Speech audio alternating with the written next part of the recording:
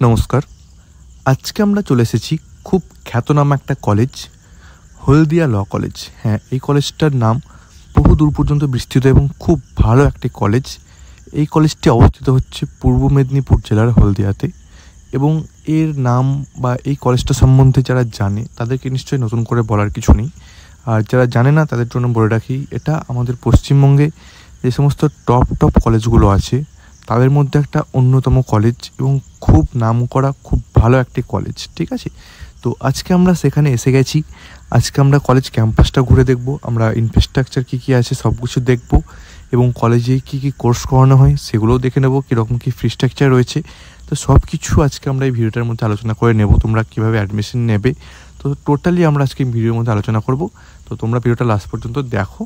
তো চলো শুরু করি, আমরা কী কী ফিস রয়েছে বা ক্যাম্পাসে ঢোকা যাক।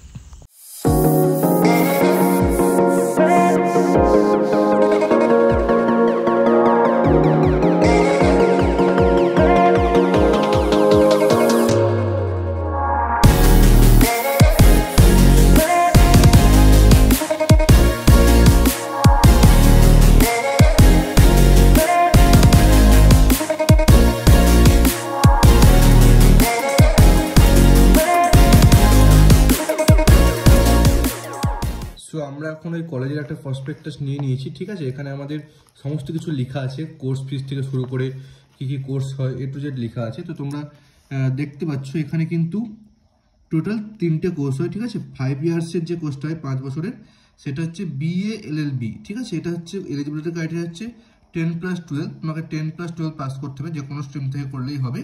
ঠিক আছে, এখানে টোটাল 80টা সিট রয়েছে। ঠিক আছে, টোটাল 80টা সিট রয়েছে এখানে তোমার BA LLB কোর্স। ঠিক আছে, 5 বছরের কোর্স।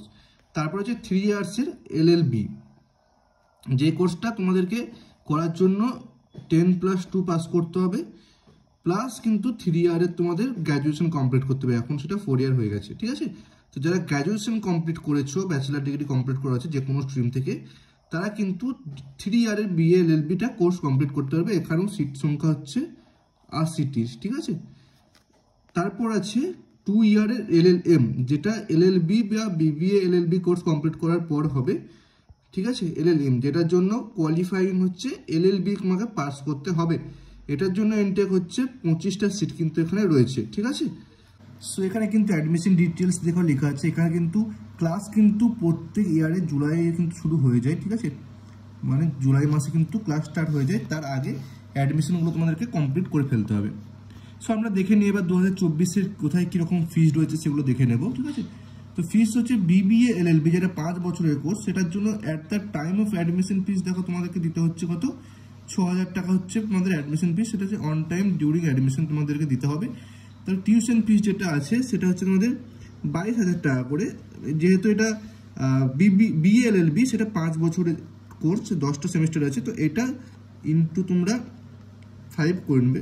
5 না, এটা হবে 10, যেহেতু 10 বছরের কোর্স। ঠিক আছে, 5 বছরের কোর্স, 10টা সেমিস্টার রয়েছে, তো সেটা তুমি এটা ইন্টু করে নেবে 10, আর এই দুটোতে তোমরা কিন্তু ইন্টু 10 করে নেবে। ঠিক আছে, তো এই যে টোটাল যে ফিসটা দাঁড়াবে তার সঙ্গে এই কস্ট ডিপোজিট 2000টাও অ্যাড করে নেবে। এটা তোমাদের কোর্স কমপ্লিট করার পর আই থিঙ্ক রিফান্ড হয়ে যাবে, রিফান্ডেবল লেখা আছে এখানে।